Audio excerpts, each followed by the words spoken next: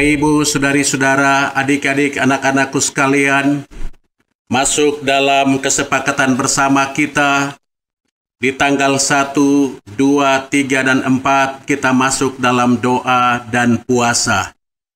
Lalu pada sore hari saat ini jam 6 kita akan masuk dalam kerahiman ilahi. Karena itu mari kita tandai diri kita dengan tanda kemenangan Kristus. Dalam nama Bapa dan Putra dan Roh Kudus. Amin. Kita berdoa bersama-sama. Bapa kami yang ada di sorga, dimuliakanlah namamu, datanglah kerajaanmu, jadilah kehendakmu di atas bumi seperti di dalam sorga. Berilah kami rejeki pada hari ini, dan ampunilah kesalahan kami, seperti kami pun mengampuni yang bersalah kepada kami. Dan janganlah masukkan kami ke dalam pencobaan, tetapi bebaskanlah kami dari yang jahat. Amin. Salam Maria, penuh rahmat Tuhan sertamu, terpujilah engkau di antara wanita, dan terpujilah buah tubuhmu Yesus. Santa Maria, Bunda Allah, doakanlah kami yang berdosa ini, sekarang dan waktu kami mati. Amin. Aku percaya akan Allah, Bapa yang Maha Kuasa, Pencipta langit dan bumi, dan akan Yesus Kristus Putranya yang tunggal, Tuhan kita, yang dikandung dari Roh Kudus, dilahirkan oleh perawan Maria, yang menderita sengsara dalam pemerintahan Pontius Pilatus, disalibkan, wafat, dan dimakamkan, yang turun ke tempat penantian, pada hari ketiga bangkit dari antara orang mati, yang naik ke sorga, duduk di sebelah kanan Allah Bapa yang Maha Kuasa. Dari situ ia akan datang mengadili orang hidup dan yang mati. Aku percaya akan Roh Kudus, Gereja Katolik yang kudus, persekutuan para kudus, pengampunan dosa, kebangkitan badan, kehidupan kekal. Amin. Shalom, Bapak, Ibu, saudari-saudara, adik-adik, dan anak-anak yang saya kasihi. Kita tetap ada dalam kesepakatan bersama. Doa dan puasa salah satu cara yang Yesus minta supaya kita bisa buat. Sebab jenis ini hanya bisa dihadapi dengan doa dan puasa. Saudari-saudara terkasih, di hari ketiga ini kita akan berdoa bersama Tuhan Yesus. Kita mau merenungkan luka-luka pada kedua belah kaki Yesus. Saudari-saudara terkasih, bacaan yang saya pilih dari Injil Markus. Tuhan sertamu, dan sertamu juga. Inilah Injil Yesus Kristus menurut Markus. Dimuliakanlah Tuhan. Injil Markus, pasal 9, ayat 45, sampai dengan 50.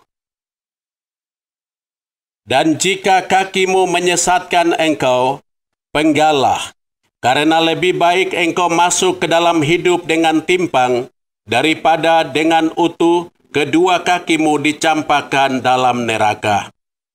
Di tempat itu ulatnya tidak akan mati, dan apinya tidak akan padam. Dan jika matamu menyesatkan engkau, cungkilah, karena lebih baik engkau masuk ke dalam kerajaan Allah dengan bermata satu, daripada dengan bermata dua dicampakkan ke dalam neraka, di mana ulat-ulat bangkai tidak mati dan api tidak padam. Karena setiap orang akan digarami dengan api.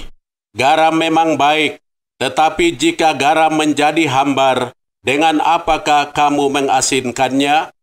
Hendaklah kamu selalu mempunyai garam dalam dirimu, dan selalu hidup berdamai yang seorang dengan yang lain. Demikianlah firman Tuhan. Bapak, Ibu, saudari-saudara, dan adik-adikku sekalian, kita mau belajar sesuatu dalam doa dan puasa di hari ketiga. Yesus dalam hidup dan karyanya, Yesus menggunakan kakinya untuk berjalan dari kampung ke kampung, dari desa ke desa. Dia jalan untuk apa? mencari jiwa-jiwa. Lalu dia mewartakan kasih Allah, kuasa Allah.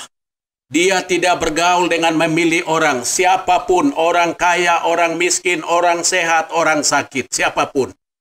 Dia punya misi yang jelas sekali. Yesus membawa sebuah misi, aku datang untuk mencari dan menyelamatkan yang hilang. Dan itu dibuktikan, Yesus menggunakan kakinya untuk berjalan dari satu tempat ke tempat lain, mewartakan kasih, mewartakan kuasa, mewartakan keselamatan Allah sudah datang. Saudara-saudari terkasih, kaki Yesus terpaku pada salib. Kedua kakinya terpaku pada salib. Artinya, ketika terpaku tidak bisa lagi melangkah.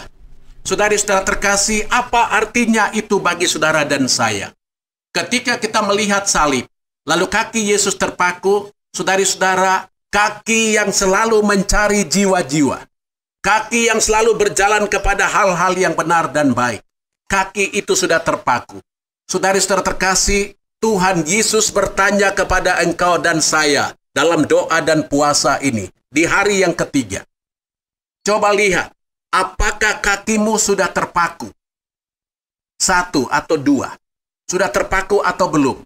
Kalau belum, Tuhan Yesus bilang, saudaraku, anakku, maukah engkau menggunakan kakimu untuk melakukan perbuatan-perbuatan baik, untuk jalan mencari, untuk melakukan perbuatan-perbuatan yang buat orang menemukan Tuhan dalam dirimu dan dalam hidupmu.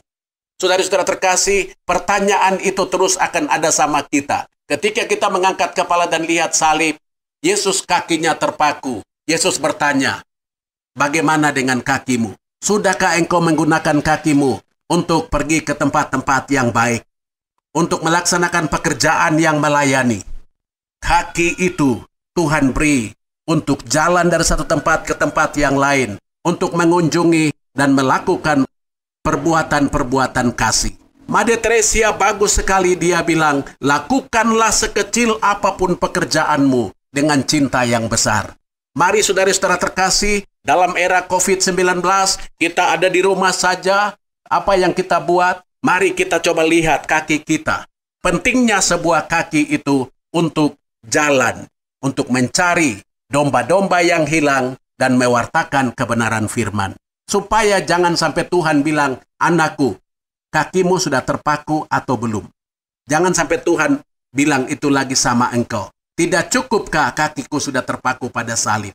Kesalahan dan dosa oleh karena kaki sudah diambil oleh Yesus terpaku di salib. Kita sudah dibayar lunas.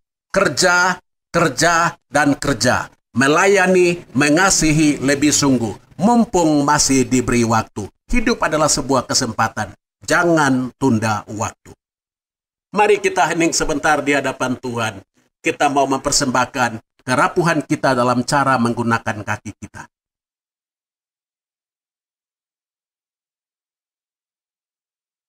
Kakimu yang kudus tak mengenal lelah dalam melangkah untuk berbuat baik. Kini terpaku lemah, tak bertenaga, karena ada banyak orang yang lebih senang ke tempat-tempat hiburan, ke tempat yang tidak sopan, dan tidak suka membantu sesama yang menderita. Kakimu yang berjalan di atas air, kini terkulai lemah di atas salib. Karena dosa ketidaksetiaan kami, kaum muda, para imam, dan biarawan-biarawati, serta keluarga-keluarga yang terpecah belah karena terancam perpecahan.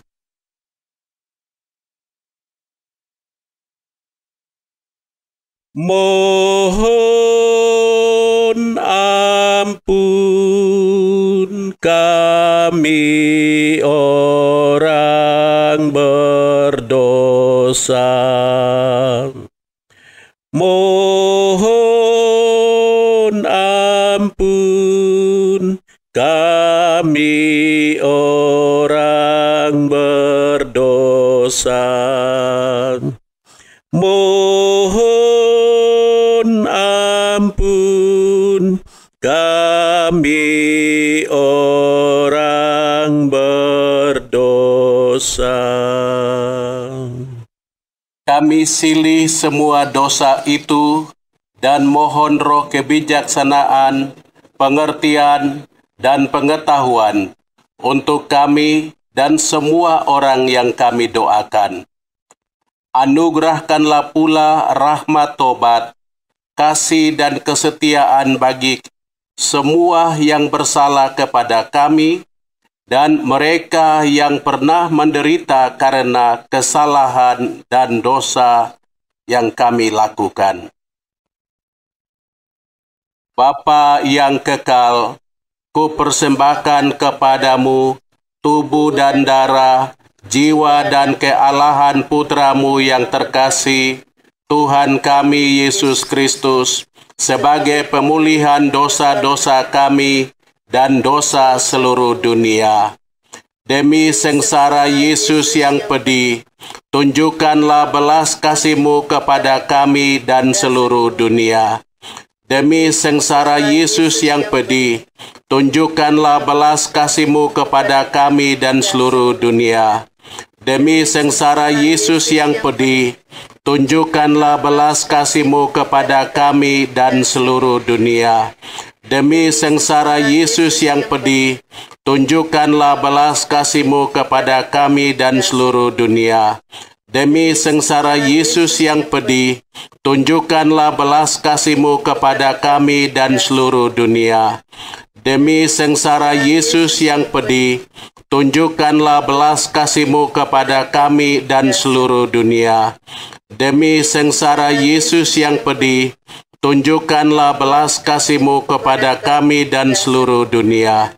Demi sengsara Yesus yang pedih, tunjukkanlah belas kasih-Mu kepada kami dan seluruh dunia.